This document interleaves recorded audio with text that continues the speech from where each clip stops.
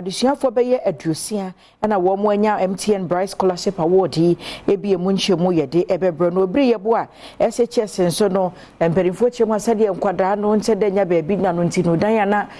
wasimu akam ensinsemu no wo mo afrase to aso we ni nsebo ahodo bi namde so mo se bedwam so kase kai se DSTV channel 280 Go TV channel 119 Facebook na YouTube so Adom TV ensem yi dem ya obenya bi na wahwe no wo hwe no na wo like na wo share na wo subscribe wo share me ya frame and not chewa ba ajwase wa fenchemu no be to so amount Kenya say number 1 hene micha hafu mantem no monokoya no eno yeti sene abedi achema hafu Regional Council of Chiefs no na osai kofie biri wo chirema sa biri braso say wo tuja se hene yo ho no mo ade so ni nyina ne so pagini Ghana ban pagini na pamfo ni so ade hunu se foma budie to ya enamra kwan so ye manfo ye friend se galamsey no waye pagini wo senka wo die de mo hwera ne manfo ja ye no ono kura de ho agimu bi ya etia mrenti no wo gina ne tumi so etu pagini ya de so Santimeni na se galamsey wonpe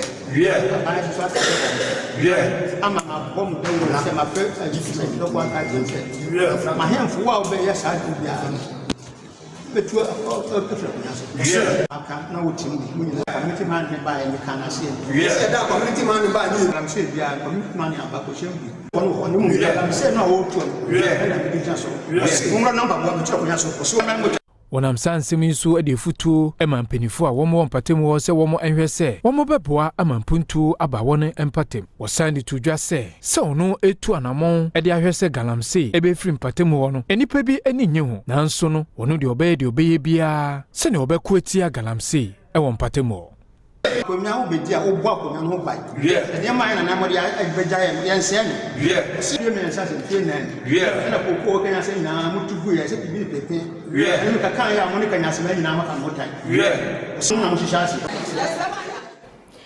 na oswafo ya wono na wo hwapom de hunsem so kwaku agima menu wo kiremu a wiase afada nkronkuma no dodo no a no hwa na esefo ne wo mo ewa pomuden adwuma ne mu dodo no a pekwan ko bi man so na wakwakoye adwuma ne senti no wo hunu sese de omanfo bi kekasa asaga na nko ano enye ga na nko ya ma hodo so na wo mo sa wo hawo ne mo nenti na wo ne aso ye ya wonom efa enwuma me Ministry of Employment and Labor Relations no wo mo keka wo mo ho abomu na fe wahwe ne ahodo di begu akwam sebe ya doctor for ne nurse for emfiri wo mai mu enko bi man so se okwakopesi kakase ewo ho to improve training, recruitment and retention of health workers in line with government priorities for the health sector. Between 2019 and 2022, a total of 107,566 nurses were trained in close to about 90 training institutions that we have.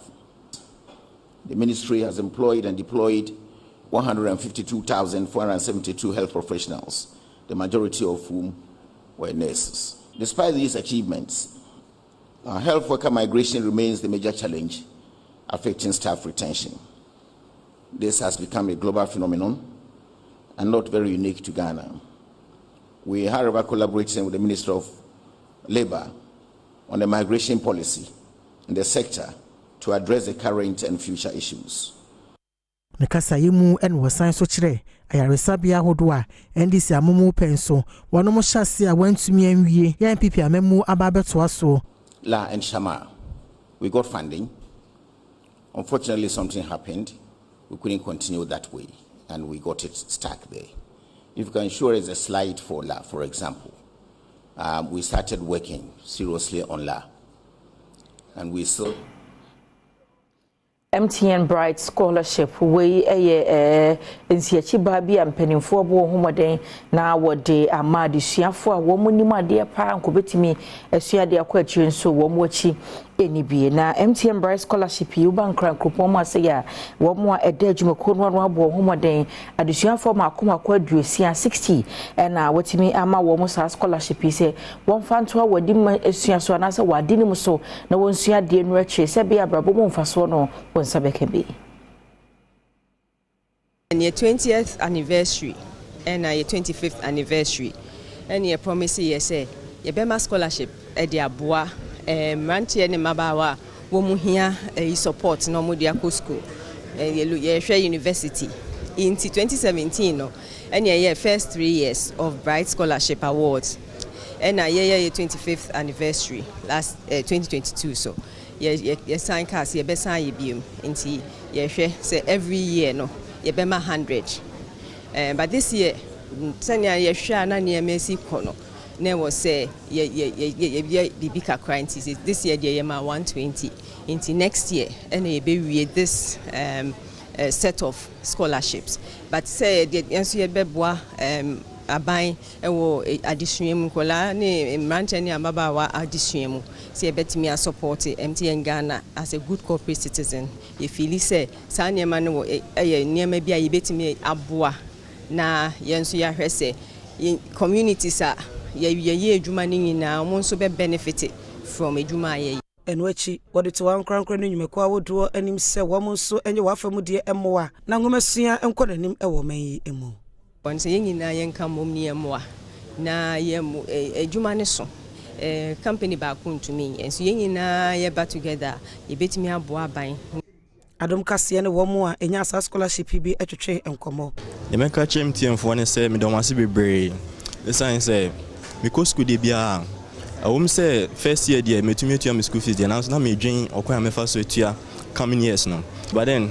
MTN Ghana called me and then they offered me this great opportunity and I'm very happy. Nyamishia MTN for and I make camp chairman yonku for society eba omo apply no omo so omo benya because MTN is here for everyone.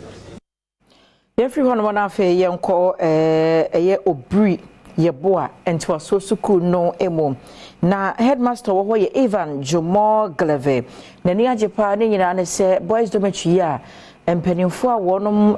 no wa ban so afimpinu do afimpinu ne nson 2007 no wo mo de asobo ofom frase no free sa ban da ne afimpinu ene nwotwe mu no wo kiremu a wo mo te won sa free dan ho be kansinsemu nanso sa bredi wo sa de contractor abadan ne ho ya wo si aso wi adesuafo wo hono no mema no benya baabi na wodi wonti a 20 wo kire na ni so sa wo mo ka bi ewom etisa na moye. One who accommodate the boys, about 800 of them, and this one to accommodate about 400.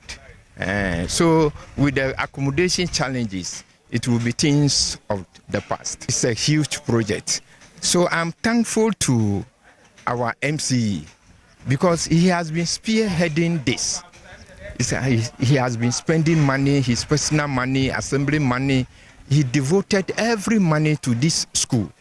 So I'm thankful to him. I'm saying that Honorable MP Kennedy Ajapon should succeed in every endeavor. Owura nukula fifi ba kon ya bankra chipenyin wasinfo su kire se aban ebo ne hombod ni bia na fam de nti adesuafo nso yiri wo hunsu ade se de be yo men ejapade da achi. Yes sense